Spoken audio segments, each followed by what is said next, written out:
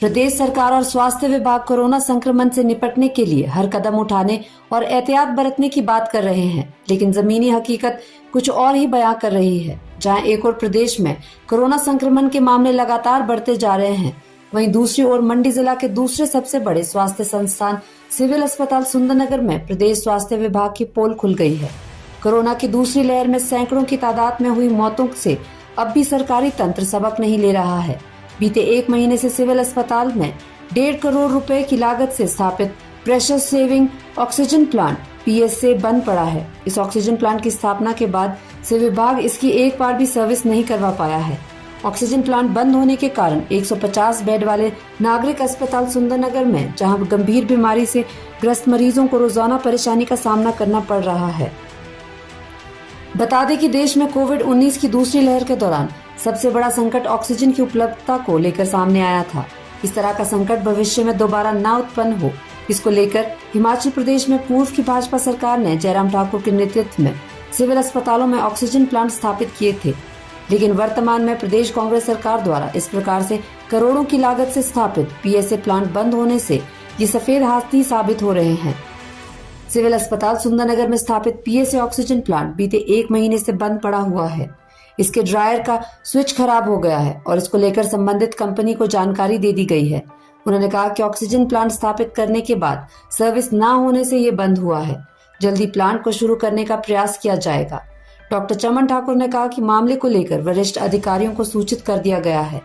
वैकल्पिक व्यवस्था के तहत मंडी से ऑक्सीजन सिलेंडर मंगवाकर मरीजों को ऑक्सीजन उपलब्ध कराई जा रही है।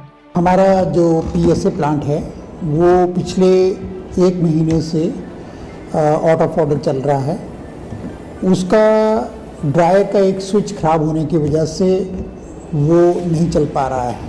तो हमने कंपनी को इसके बारे में बताया भी, उनको सूचित किया कि ऐसे ऐसे करके आपका जो ये ड्रायर का स्विच है ये नहीं चल रहा है। तो कंपनी ने ऐसा हमें ये बता करके कि हम इंजीनियर भेजेंगे। दूसरी, अब इंजीनियर कंपनी ने हमें ये भी बताया कि इसकी सर्विसिंग भी ड्यू है और हो सकता है कि भी इसकी मतलब क्या बोलते हैं AMC भी करवानी पड़ेगी, क्योंकि ये जो चीज़ें सारी हैं वो हमने कंपनी से बात की तो कंपनी ने अभी तक अपना इंजीनियर नहीं भेजा है। उन्होंने बीच में हम बार बार रिक्वेस्ट करने पर हमने वो उनसे स्विच के लिए जो स्विच ख़राब था वो स्विच उन्होंने भेजा, पर जब हमने वो स्विच यहाँ पे हमारे इलेक्ट्रिशियन ने लगवाया तो वो दोबारा से ख़राब हो गया, यानी कि वो जल गया क्योंकि उसमें धुआं छोड़ दिया। तो इसलिए हो सकता है कुछ ड्रायर में कुछ खराबी होगी। मुझे ऐसा लगता है कि हो सकता है कि भाई सर्विसिंग ना होने की वजह से ये खराबी इसमें आई हो। तो हमने ये सारी चीज़ें जो है अपने हायर ऑफिसर अपने CMO साहब को पत्र द्वारा सारी सूचित कर दिया हुआ है और आगे जो कार्यवाही करेंगे उसका हम इंतजार कर रहे हैं। नागरिक अस्पताल सुंदरनगर में स्थापित PSA प्लांट की क्षमता 500 LPM है। इसका उद्घाटन पूर्व मुख्यमंत्री जयराम ठाकुर ने 23 दिसंबर 2021 को विधायक राकेश जम्वाल की उपस्थिति में किया था।